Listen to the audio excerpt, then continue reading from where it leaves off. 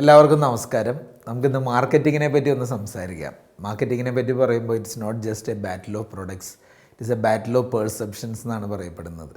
Customer എങ്ങനെ നമ്മുടെ ബ്രാൻഡിനെ, നമ്മുടെ സ്ഥാപനത്തെ പെർസീവ് ചെയ്യുന്നു, അവരെന്ത് ധാരണയാണ് നമ്മുടെ ഉൽപ്പന്നത്തെ പറ്റിയോ സേവനത്തെ പറ്റിയോ നമ്മുടെ ബ്രാൻഡിനെ പറ്റിയോ കേൾക്കുമ്പോൾ ഉണ്ടാകുന്നത്, അവിടെയാണ് ഒരു മാർക്കറ്റിംഗ് സക്സസ്ഫുൾ ആവുന്നത്.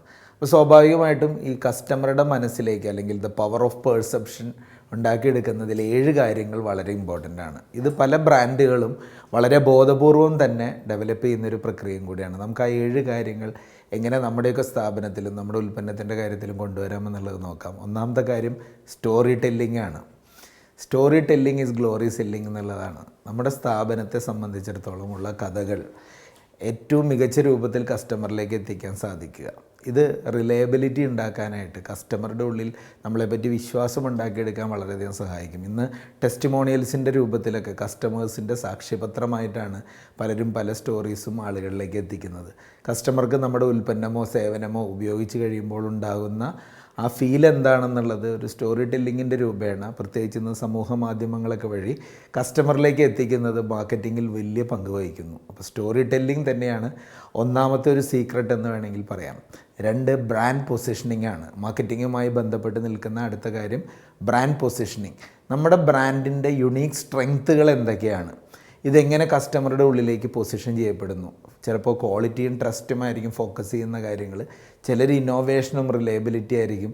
ചില ഉൽപ്പന്നങ്ങളെയൊക്കെ സംബന്ധിച്ചിടത്തോളം അത് നൽകുന്ന സെക്യൂരിറ്റി ഫീച്ചേഴ്സോ കമ്മ്യൂണിറ്റി ബെനിഫിറ്റ്സോ ഒക്കെ ആയിരിക്കും.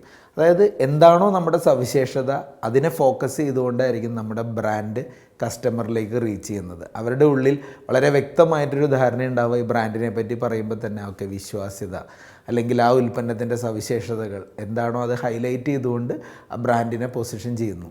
മൂന്നാമത്തെ കാര്യം കസ്റ്റമർ എക്സ്പീരിയൻസ് ആണ്.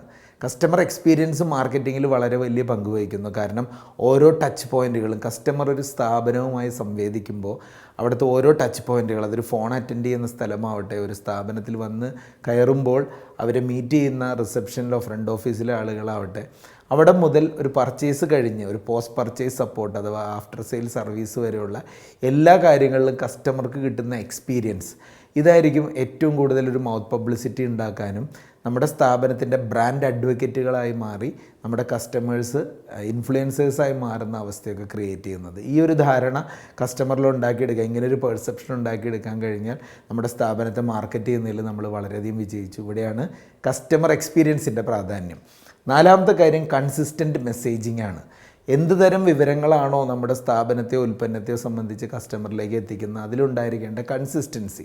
നമ്മുടെ ബ്രാൻഡ് ഇമേജ് നിരന്തരമായിട്ട് കസ്റ്റമറിലേക്ക് കണക്ട് ചെയ്യുന്നത് കൺസിസ്റ്റൻസി മുഖാന്തരമാണ്. അത് സോഷ്യൽ മീഡിയ ആയിക്കോട്ടെ, അഡ്വർടൈസിങ് ആവട്ടെ, കസ്റ്റമർ ഇൻട്രാക്ഷൻ ആവട്ടെ, എല്ലാത്തിലും ചില വാല്യൂസും ചില പ്രോമിസസും ഒക്കെ സ്ഥിരമായി കമ്മ്യൂണിക്കേറ്റ് ചെയ്തുകൊണ്ടിരിക്കുന്നു.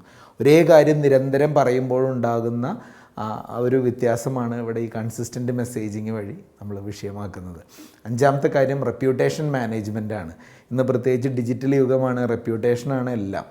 പ്രത്യേകിച്ച് ഓൺലൈൻ പ്രസൻസ്, പല കൺസേണുകളെ അഡ്രസ്സ് ചെയ്യുന്നത്, ഏറ്റവും നല്ല ഫീഡ്ബാക്കുകൾ മാർക്കറ്റിലേക്ക് എത്തിക്കുന്നത്, ഇതിലൊക്കെ റെപ്യൂട്ടേഷൻ മാനേജ്മെൻറ്റ് അഥവാ ORM, ഓൺലൈൻ റെപ്യൂട്ടേഷൻ മാനേജ്മെൻറ്റിനൊക്കെ വലിയ റോളുണ്ട്. ഇത് ശരിക്കും പറഞ്ഞു കഴിഞ്ഞാൽ ഒരു പ്രോആക്റ്റീവായിട്ടുള്ളൊരു അപ്രോച്ചാണ്. കസ്റ്റമറുടെ ഉള്ളിൽ ഓക്കെ, ഇന്ന ബ്രാൻഡ് കൊള്ളാം, ഇന്ന സ്ഥാപനം കൊള്ളാം, അവരെ പറ്റി എല്ലാവരും പറയുന്നത് വളരെ ഗംഭീരമായിട്ടാണ് എന്നുള്ള ഒരു ഫീൽ ഉണ്ടാക്കിയെടുക്കുക എന്നുള്ളതാണ് റെപ്യൂട്ടേഷൻ മാനേജ്മെൻറ്റ് വഴി ശ്രദ്ധിക്കേണ്ടത്. ആറാമത്തെ കാര്യം ഇന്നോവേഷനാണ്. മാർക്കറ്റിങ്ങിൽ എപ്പോഴും പുതുമകൾ ഉണ്ടായിരിക്കണം, ഏറ്റവും ഇന്നോവേറ്റീവായ കോൺസെപ്റ്റുകൾ കൊണ്ടുവരിക. ഇന്നിപ്പോൾ ടെക്നോളജിയുടെ പുതിയ കാര്യങ്ങളൊക്കെ വരുമ്പോൾ അത് ഏറ്റവും കൂടുതൽ ഗംഭീരമായി കൊണ്ടുവന്ന് അഡ്വർടൈസിങ്ങിലായാലും ബ്രാൻഡിങ്ങിലായാലും മാർക്കറ്റിംഗ് ആക്ടിവിറ്റിയിലാണെങ്കിലും ഒക്കെ കൊണ്ടുവരിക. AI പോലുള്ള ടെക്നോളജിയുടെയൊക്കെ സഹായം എടുത്തുകൊണ്ട് പുതുമകൾ കൊണ്ടുവരിക. അപ്പം അങ്ങനെ പുതിയ ട്രെൻഡിങ് ആയിട്ടുള്ള കാര്യങ്ങൾ ചെയ്യുന്ന ആളുകളെ എപ്പോഴും ആളുകൾ ശ്രദ്ധിക്കുന്നൊരവസ്ഥയും അതൊരു നല്ല ബ്രാൻഡാണെന്നുള്ളൊരു ഫീല് ക്രിയേറ്റ് ചെയ്യുന്നതും വളരെ ഇമ്പോർട്ടൻ്റ് ആയിരിക്കും. ആൻഡ് ഫൈനലി ഏഴാമത് പറയാനുള്ളത് വിഷ്വൽ ഐഡൻറ്റിറ്റിയെ പറ്റിയാണ്.